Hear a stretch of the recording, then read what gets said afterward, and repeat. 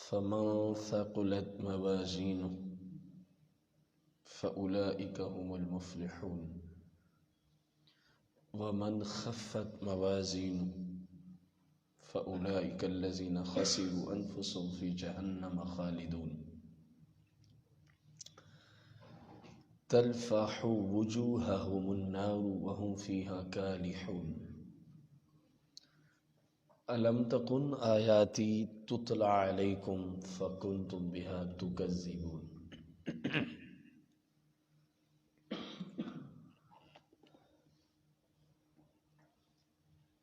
آیت نمبر 102 اور 103 میں اللہ رب العزت نے ایک اصول بیان فرمایا ہے کہ میزان کیونکہ برحق ہے، اعمال تولے جائیں گے۔ تو جس شخص کی نیکیاں بنسبت گناہوں کے زیادہ ہوئی وہ اللہ کے فضل و کرم سے بچ جائے گا، اور اگر گناہ بنسبت نیکیوں کے زیادہ ہوئے تو پھر اس کے لیے ہلاکت ہی ہے۔ رسول اکرم نور مجسم صلی اللہ علیہ وسلم ارشاد فرماتے ہیں، انسان دنیا میں جتنا مرضی کوشش کر لے، 3 چیزیں ہی صرف اکٹھی کر سکتا ہے۔ نمبر 1 اہل و عیال، نمبر 2 دنیاوی مال متاع، اس سے پھر جتنی چیزیں تعلق رکھتی ہیں، کوئی عہدہ ہے، کوئی گاڑی ہے، کوئی فلاں، سب دنیاوی مال متاع۔ نمبر 3 اعمال۔ اب جتنا مرضی کسی نے اس کائنات میں کوشش کی ہے، آپ اس سے جا کے پوچھیں ان 3 چیزوں میں بند کھڑا ہوگا، یا تو اس کے پاس اہل و عیال ہوں گے، یا دنیاوی مال و متاع، اس میں اب ساری دنیاوی چیزیں آ گئی۔ جہاز کا بھی مالک ہے تو دنیاوی مال و متاع میں، اور تیسرے نمبر پہ رکھا کہ اعمال۔ پھر کتنا خوبصورت انداز سے امت کو سمجھایا، فرمایا یاد رکھنا 2 ان 3 میں سے تجھے ہر حال میں چھوڑنی پڑیں گی، ہر حال میں۔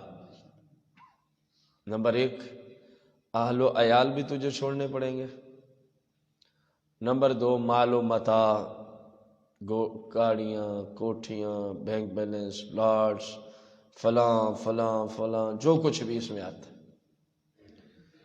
فرمایا 3 چیزیں اکٹھی ہوئی تھیں، 2 تجھے چھوڑنی پڑیں گی، 1 تیرے ساتھ جائے گی، 1 تیرے ساتھ جائے گی، اور وہ ہیں تیرے اعمال۔ پھر فرمایا اعمال کی ہیں 2 قسمیں، اعمال اچھے بھی ہیں برے بھی ہیں۔ اگر اچھے ہوئے تو یہ آیت نمبر 102 کا مصداق ٹھہرے گا،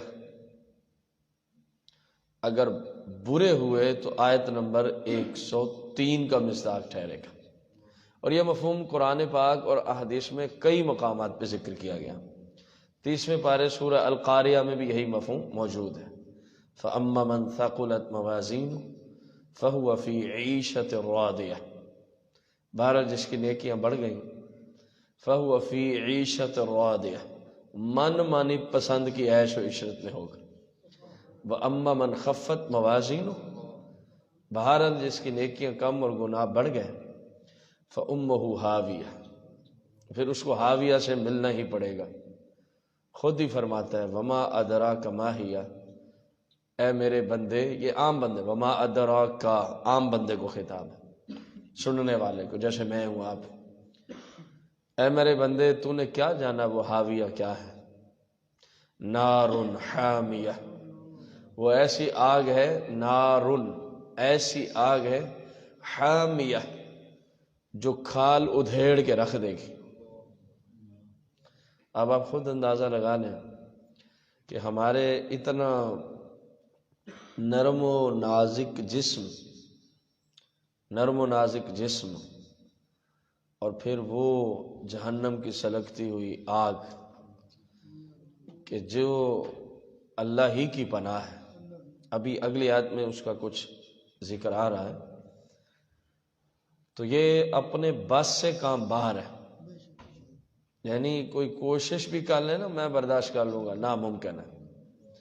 فما اصبرہم علی النار، اللہ کریم نے پوچھا بھی ہے قرآن میں نا، تو کس چیز نے تمہیں جہنم کی آگ پہ صبر والا بنا دیا ہے کہ تم میری نافرمانی کرتے ہو، گناہ کرتے ہو، شریعت کو توڑتے ہو، قرآن اور حدیث کی مخالفت کرتے ہو۔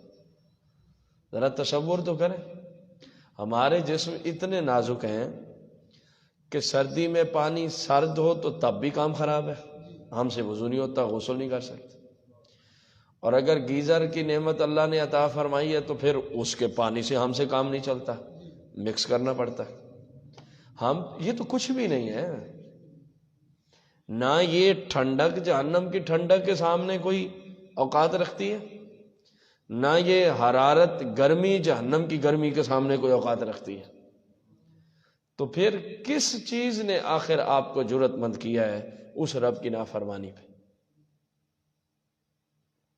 یہ ہر بندہ اپنے آپ سے پوچھے گا جو اللہ کی نافرمانی کرتا ہے، اور اس چیز کا ہر شخص کو پتہ ہے کہ میں 24 گھنٹوں میں کتنے کام ہیں جو شریعت کے مطابق کر رہا ہوں اور کتنے ہیں جو خلاف ہے۔ ہاں اگر کسی چیز کا علم نہیں ہے تو علماء سے پوچھ لیں، میں یہ کرتا ہوں یہ درست ہے کہ نہیں۔ اور یہ نصیحت میں یاد رکھیں، زندگی موت کو کوئی پتہ نہیں کتنے دن ہیں ہم یا آپ، یہ تو مالک ہی جانتا ہے۔ کبھی بھی کسی شخص کی وجہ سے آپ شریعت کی مخالفت نہ کریں، وہ آپ کا کتنا مرضی قریبی بندہ ہو۔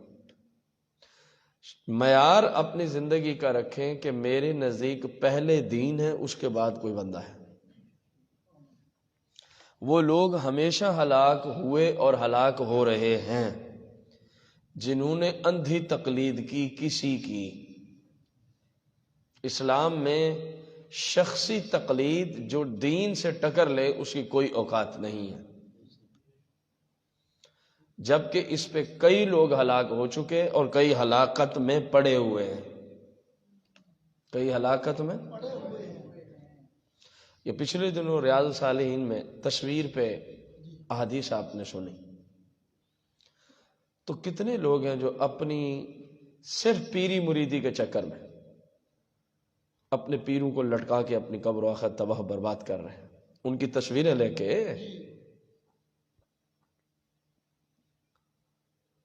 کتنے لوگ ہیں جو اپنے کسی سیاسی لیڈر کی، نواز شریف کو کسی نے لٹکایا ہو، کوئی زرداری کو لٹکا کے کھڑا ہے، کوئی اس کے بیٹے کو لٹکا کے کھڑا ہے، کوئی جاندار کی تصویر ہے کہ نہیں ہے؟ عمران خان کو کوئی لٹکا، یعنی جس کو جو سیاسی لیڈر سمجھ آیا اس نے اس کو ہر جگہ لگا دیا، وہ عالم دین ہو یا غیر عالم، وہ پیر صاحب ہو یا عام بندہ ہو، وہ شادی کی تصویر ہو یا کسی محفل کی تصویر، جاندار کی تصویر کا پرنٹ لینا آپ کے لیے حلال نہیں ہے، بس بات ختم ہوگی۔ اس کو آپ یہ شادی کی ہے جی یادگار کے طور پہ، جیسے رفیق بھائی نے اس نے بتایا، وہ جو آگے نماز پڑھ رہا ہے اور سائڈ پہ بیوی اور شوہر دونوں لٹکے ہوئے ہیں، شادی کی جو تصویر، تو اسلام میں پرنٹ لینے کی اجازت ہے نہیں ہے۔ ضرورت کے تحت یہ ڈیجیٹل کیمرے ہیں، ضرورت کے تحت جہاں اسلام میں بھی گنجائش ہو، یہ نہیں کہ عورتوں کی تصویر آپ جناب ایک باندر کو چھوڑ دیں ادھر جہاں ولیمے کی دعوت میں ہماری مائیں بہنیں بیٹھی ہیں، یا بارات کی دعوت میں بیٹھی ہیں، یا عقیقہ ہو رہا ہے، یا پتہ نہیں سالگرہ بھی اس انداز سے ہوتی ہے۔ اللہ تعالیٰ کی ہی پناہ ہے آج کل جو صورتحال چل رہی۔ تو عورت کی تصویر ایک غیر مرد، اس کا جانا ہی حرام تھا، چاہے جائے کہ وہ ان کو بنا سنوار کے جناب تصویریں لیتا۔ اب اسی ایک چیز کے اندر آپ دیکھ لیں جو میں نے نصیحت کی، اس میں کتنے لوگ ہلاک ہو رہے ہیں، کوئی کسی کی وجہ سے۔ میں تو اس کا مرید ہوں، انہوں نے کہا ہماری تصویر لگاؤ تو بچہ ڈرنا ہی ہٹ جائے گا۔ عبد المجید بھائی بتا، پیر صاحب کے پاس گیا جی، بچہ رات کو ڈرتا ہے، اس باندر نے کہا جی میری تصویر لگا دو، بندہ ٹھیک ہو جائے گا۔ آپ اندازہ لگا، شیطان ہے کہ جن کدھر ہے؟ پورا پورا شیطان ہے، وہ خبیث ہے، اس کا پیری مریدی سے دور تک کوئی تعلق نہیں ہے جو اہل سنت کے ہاں نظریہ پایا جاتا ہے۔ تو کوئی بھی شخص ہے، اب جس سے آپ دین سیکھتے ہیں، میں نے 20 بار آپ کو کہا آپ کے باپ سے بھی اس کا آپ پہ زیادہ حق ہے۔ میں بھی ہوں نا، میری وجہ سے آپ شریعت کی مخالفت نہ کریں، کیونکہ میں بعد میں ہوں، رسول پاک کا دین پہلے ہے۔ اگر میری کسی جگہ کوئی دین کی وجہ سے آپ پہ عزت ہے تو وہ دین کی وجہ سے ہے، اس وجہ سے نہیں کہ میری یہ قد و قامت ہے یا میری یہ ایک شخصیت ہے یا میرا فلاں نام ہے، اس وجہ سے میری کوئی اوقات ہے نہیں۔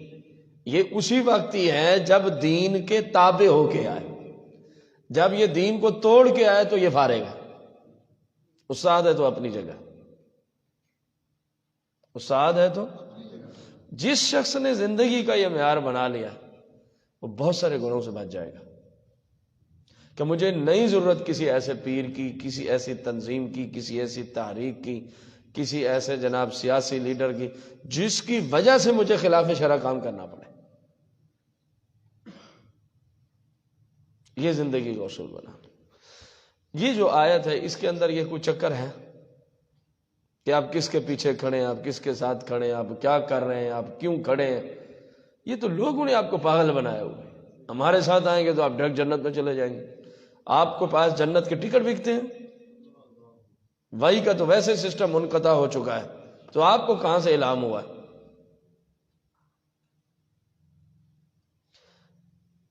دین سب سے اہم ہے، دین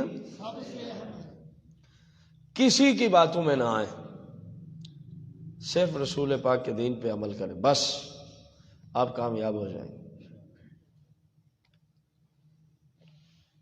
2 باتیں دین کی، 10 باتیں دین کی مخالفت کی، وہ بندہ آپ کو سیدھی راہ پہ چلا رہا۔ بلکہ 2 بھی کہاں ہیں، کل ہی ایک بندہ آیا، یہ پیر صاحب کے پاس، وہ کسی طرح چلا گیا کسی کے کہنے پہ،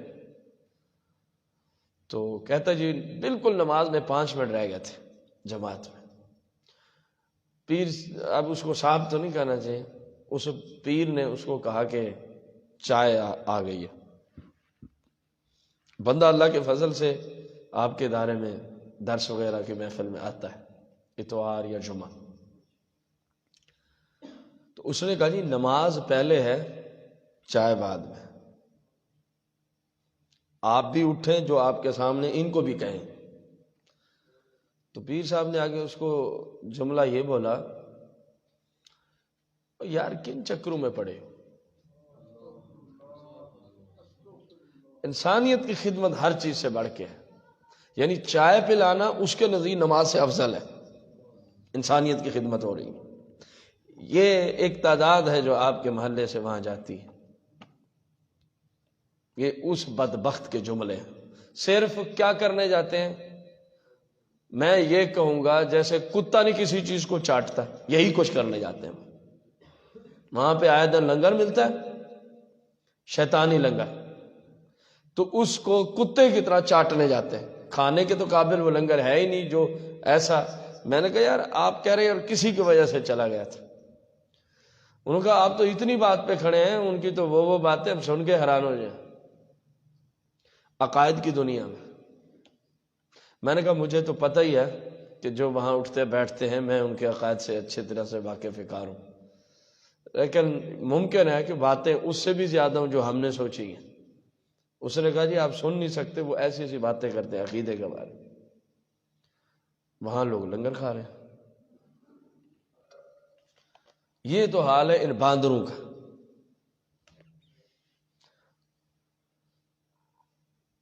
اب اس کو ایک اور بندے کو میں نے کہا کہ اس کو سمجھائیں کہ وہاں نہ جائے، اور اتنا وہاں پہ کھانا لوگوں کو دیا جا رہا ہے، پیر صاحب کی اور کیا علامت ہوتی ہے؟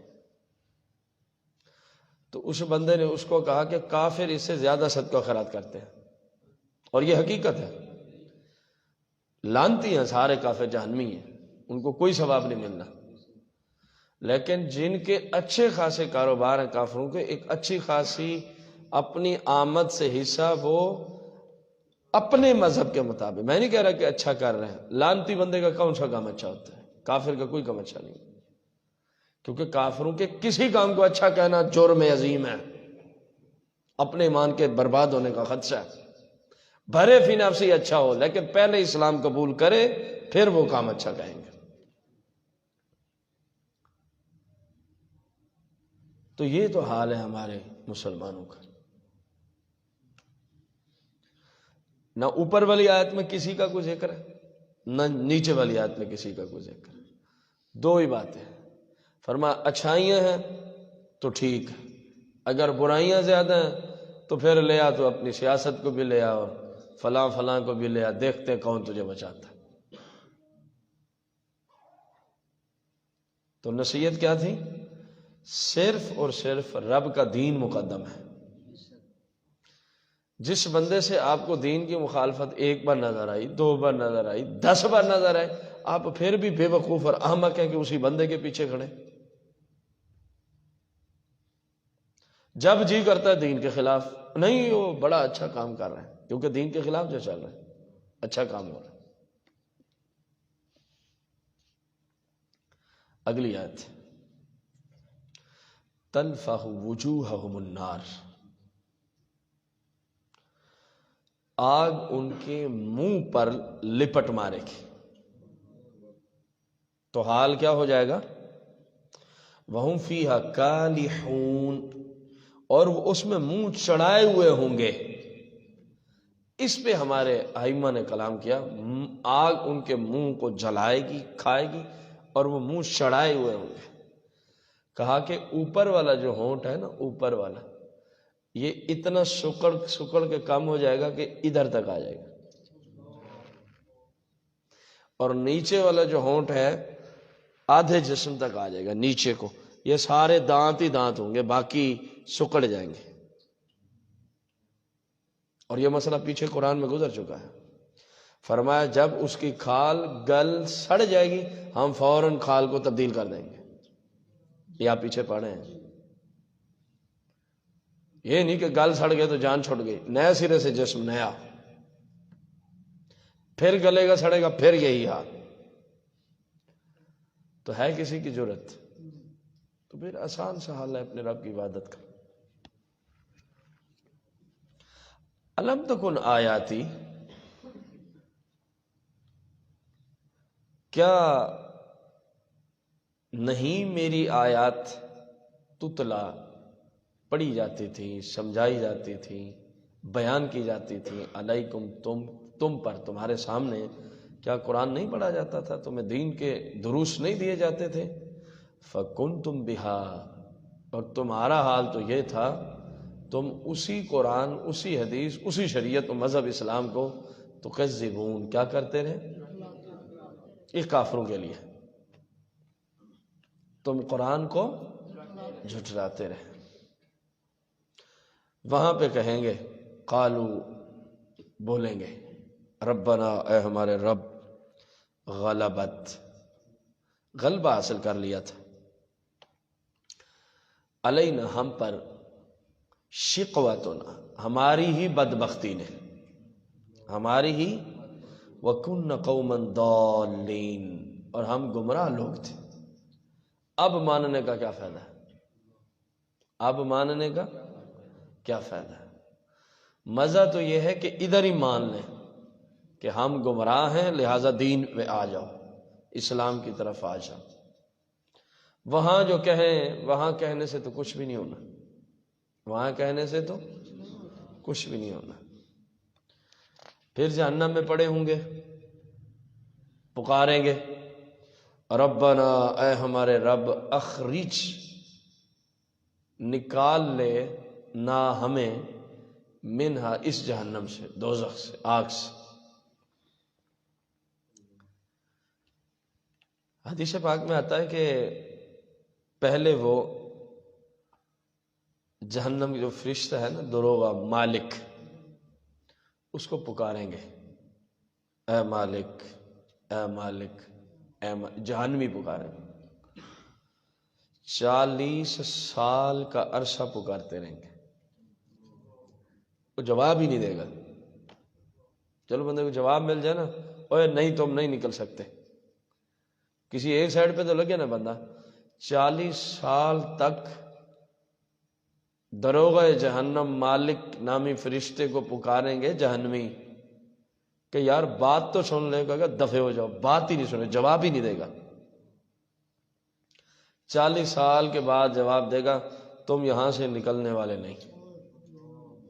پھر وہ اللہ کو پکارنا شروع کر دیں گے، یا اللہ تو ہی ہمیں نکال۔ جو ادھر ڈپٹی پہ کھڑا اس نے تو 40 سال کے بعد جواب دیا ہے، وہ بھی کیا دیا ہے کہ نہیں نکل سکتے۔ غالباً ترمذی کی حدیث ہو شاید، نہیں تو شیعہ میں ہے، اگر ترمذی ذہن میں نہیں آ رہا تو شیعہ ستہ میں یہ حدیث ہے۔ تو آقا دو جہاں صلی اللہ علیہ وسلم فرماتے ہیں، مفہوم حدیث ہے، جتنا یہ دنیا کی زندگی نہیں، پوری دنیا جب سے جہان آباد ہوا ہے جب تک قیامت نہیں آتی، اس سے ڈبل مدت گزر جائے گی، اللہ جواب ہی نہیں دے گا۔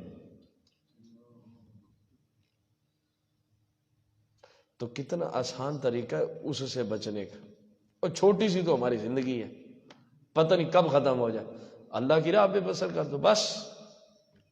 حلال رزق سے کوئی نہیں روکتا، ضرورت جتنا حلال رزق کمائیں، کاروبار کریں، اسلام آپ کو منع نہیں کرتا، لیکن دین کو نہ توڑیں، اسلام کا کوئی فرض واجب سنت مؤکدہ نہ چھوڑیں۔ ان 3 باتوں پہ عمل بندہ کر لے تو کامیاب ہے، لیکن یہ عوام الناس کے لیے، خواص کے لیے نوافل چھوڑنے کی اجازت بھی نہیں ہے،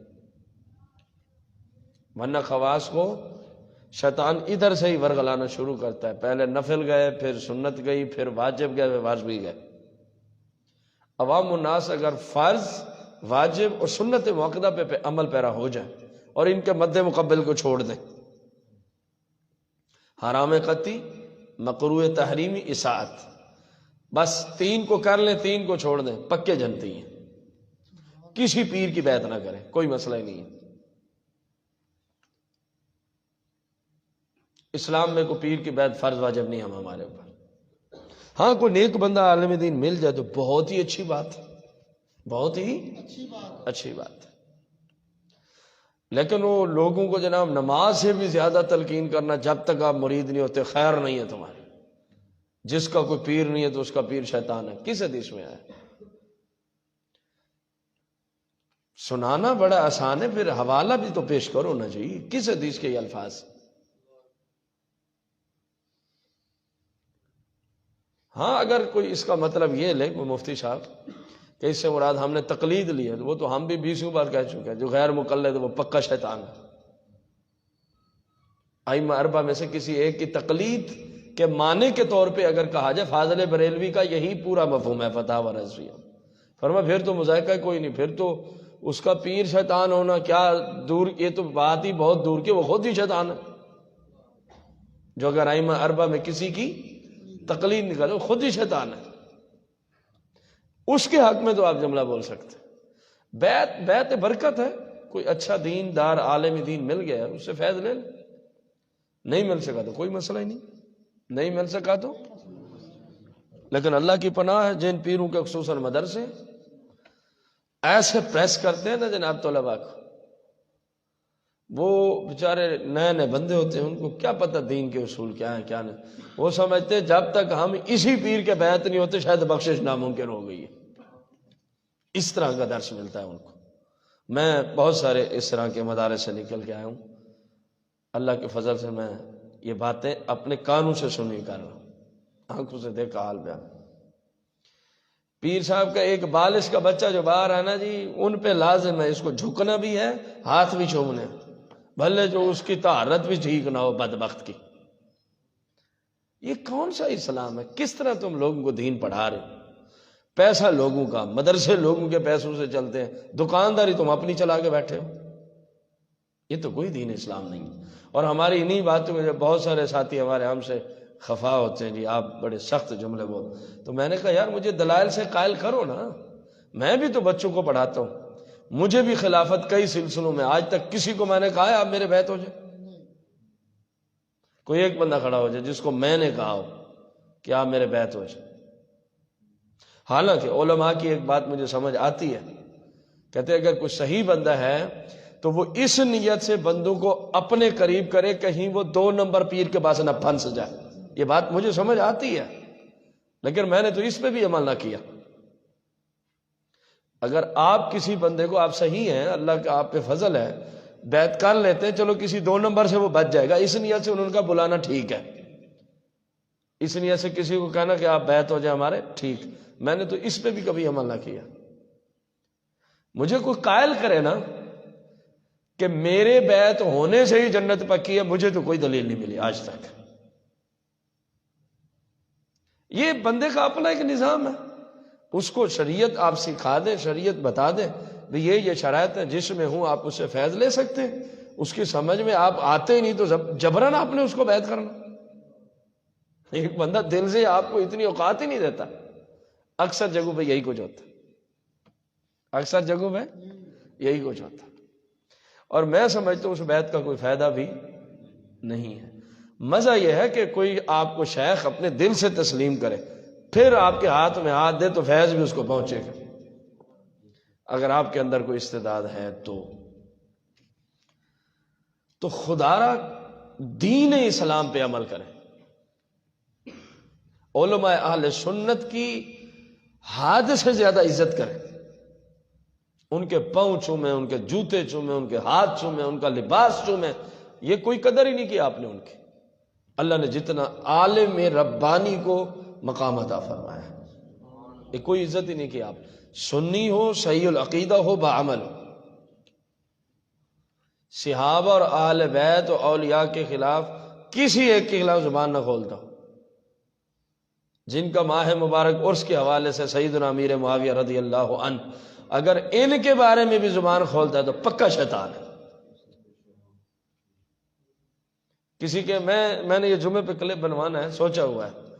آپ کسی کے مرید ہونے گئے نا، اس کو پہلا آپ یہ نعرہ لگوائیں، چالو نعرہ لگا ہر صحابی نبی، اگر بولے تو سمجھے پہلی سیڑھی چڑھ گیا.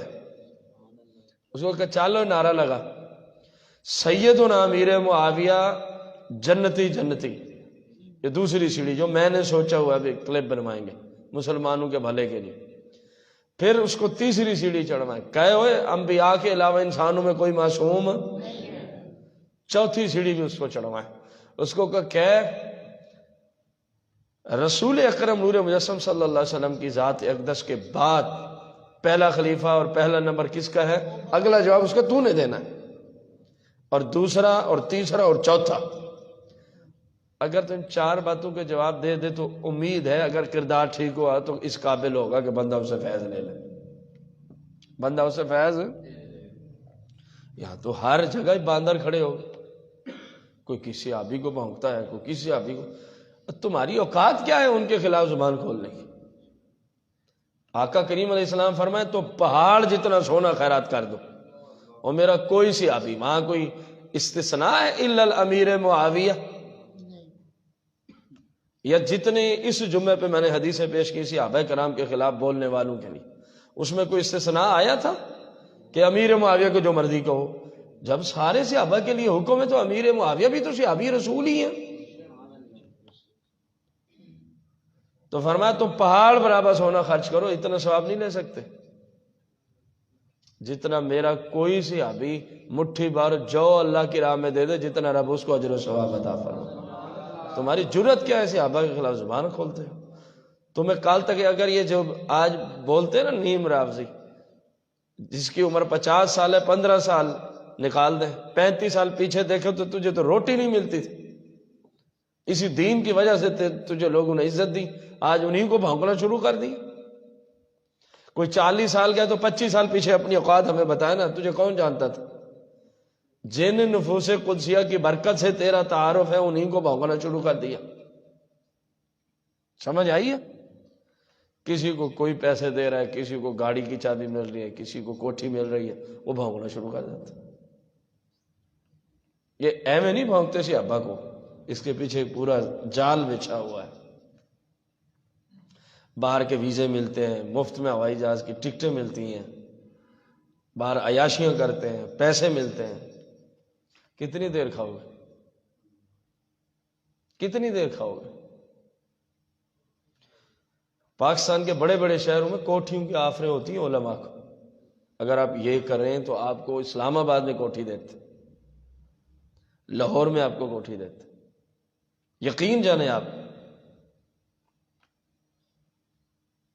آپ کا نام لگے گی۔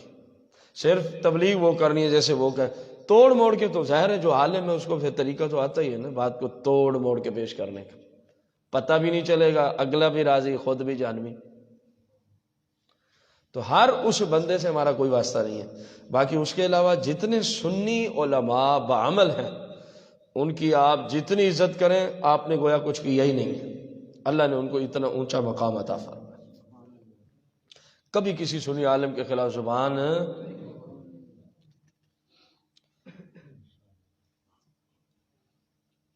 تو دنیا کی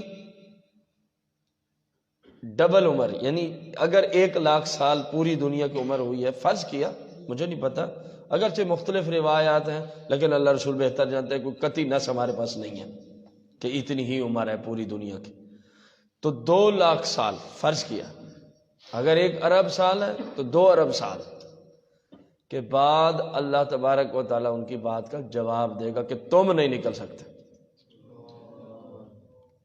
تو یار کتنا آسان اللہ نے ہمیں طریقہ عطا فرمایا، مسلمان بنایا ہے، حضور کا مبارک سیرت کا سارا نظام ہم تک پہنچا ہوا ہے۔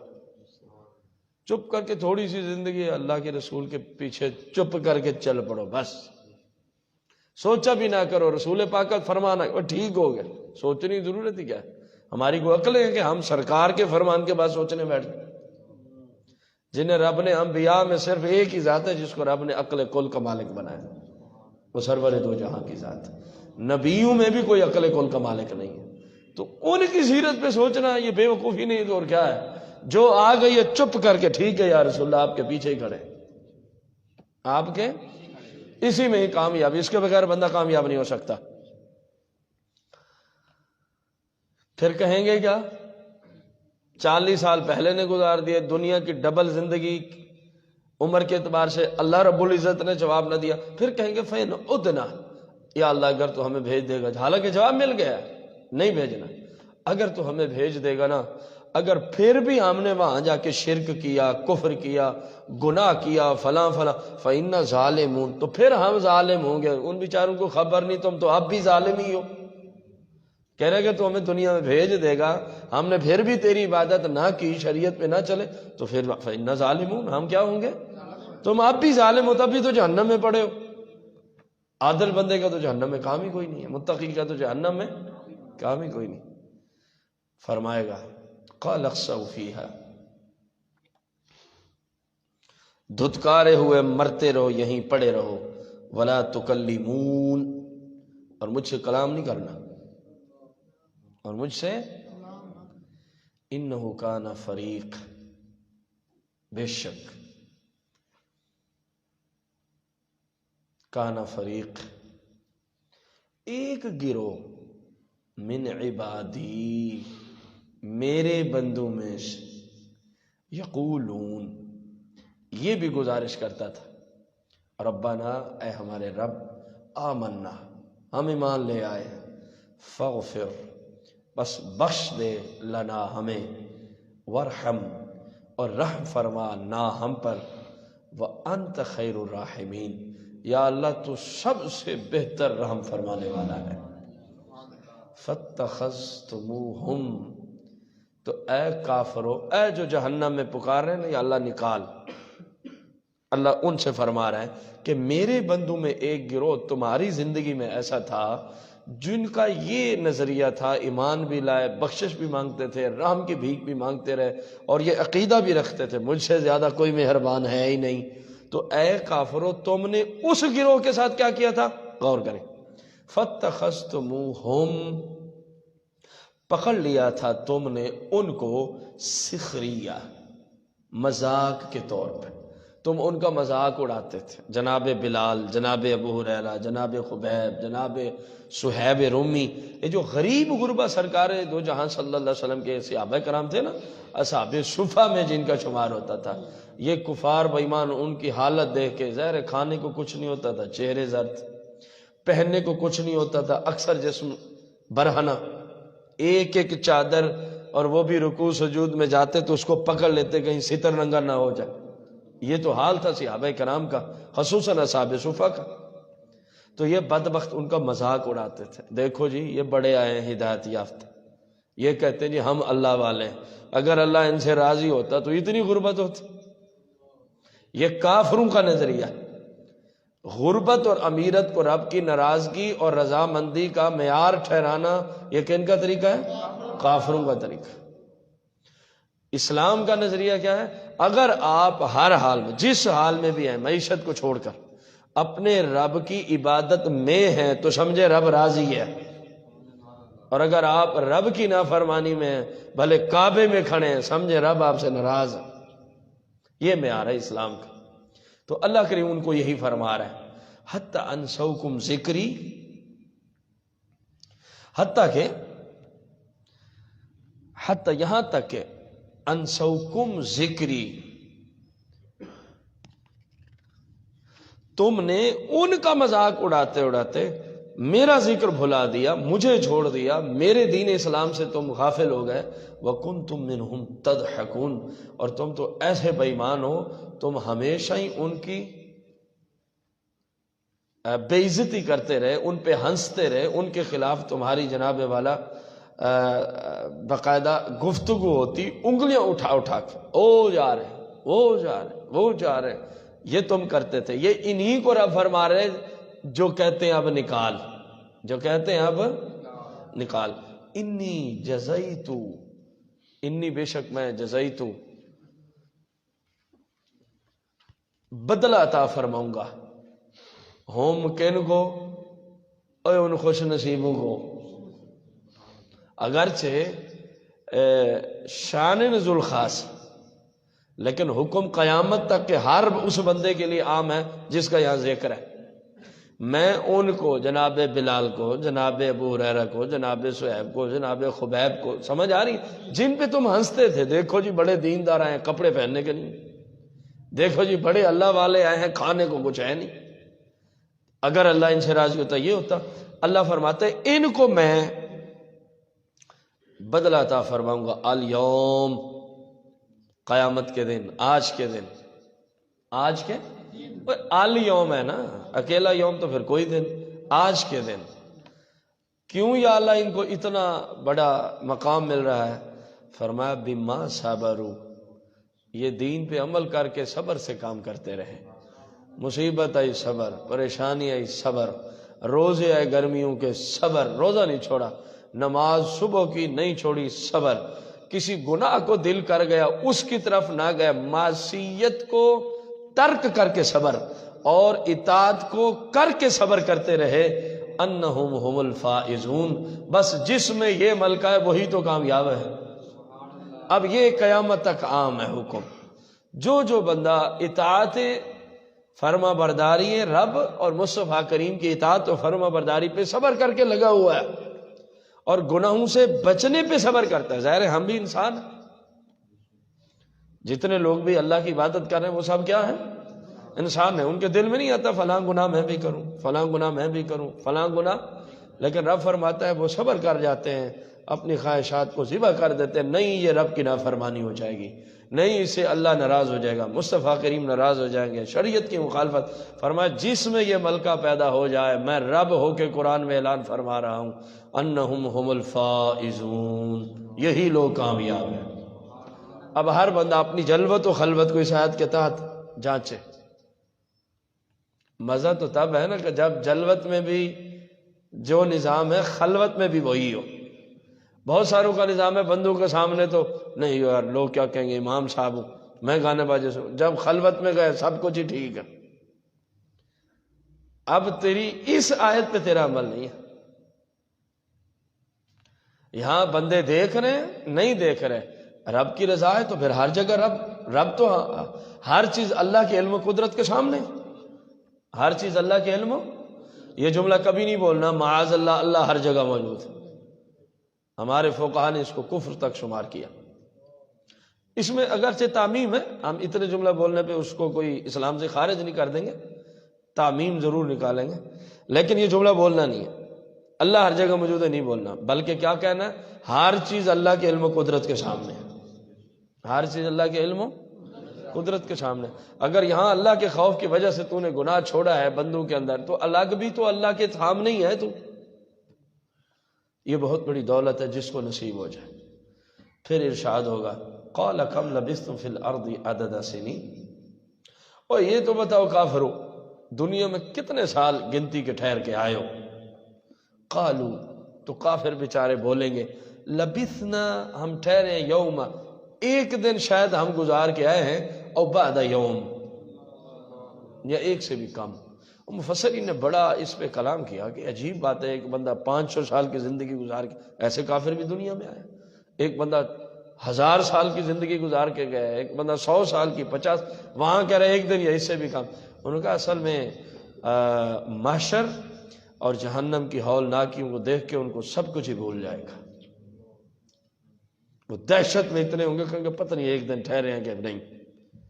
تو اب اگر ہم اس آیت کو لے لیں، توجہ سے میرا جملہ سننا ہے، تو پھر ایک دن کی یا بعض ایک سے بھی کم دن کی زندگی کو بندہ گل چھرو میں گزار کے ہمیشہ کی زندگی تباہ کر دے، وہ کوئی عقل مند ہے؟ ساتھ ساتھ یہ بھی کہیں گے فَاسْأَلْ، یا اللہ پھر تو آپ ہی پوچھ لے، العادین، ان فرشتوں سے پوچھ لے جو گنتی کر سکتے ہیں، ہمیں تو یہی سمجھ آ رہی کہ ہم تو ایک دن یا اس کا بھی آدھا حصہ ٹھہر کے آ رہے ہیں۔ قال، فرمایا الا بستم، نہیں ٹھہرے تم، الا مگر قلیلا، قبر و آخرت کی زندگی کے حوالے سے جتنی بھی گزار کے آئے وہ واقعی تھوڑی ہے، جتنا طویل قبر و آخرت کی زندگی ہے۔ لو انکم کنتم تعلمون، کاش کہ تمہیں اس بات کا علم ہوتا، کاش کہ تمہیں اس بات کا کہ یہ کچھ بھی نہیں ہے قبر و آخرت کی زندگی کے سامنے۔ جس کو علم ہو گیا وہی تو رب کی بارگاہ میں جھک گیا، وہی تو رب کی بارگاہ میں۔ افحسبتم، کیا تمہارا یہ گمان ہے، یہ خیال ہے، یا یہ سمجھ بیٹھے ہو انما خلقناکم، کہ بے شک ہم نے، خلقنا، ہم نے تخلیق کیا ہے، کم، تمہیں، عبثا، ایویں ہی تخلیق کر دی ہے، کوئی مقصد ہی نہیں ہے، بے فائدہ ہم نے تمہیں بنا کے بھیج دیا، یہ گمان کر کے بیٹھے ہو جو سمجھ میں ہے وہی کریں گے۔ وَأَنَّكُمْ إِلَيْنَا لَا تُرْجَعُونَ، کیا یہ عقیدہ رکھ کے بیٹھے کہ تم نے ہماری بارگاہ میں لوٹ کے نہیں آنا؟ فَتَعَالَى اللَّهُ الْمَالِكُ الْحَقِّ، تو اللہ سب سے بلند و بالا ہے، الملک، وہی سچا بادشاہ ہے، ملک بادشاہ، الحق سچا، وہ سب سے بلند بھی ہے، سچا بادشاہ بھی ہے۔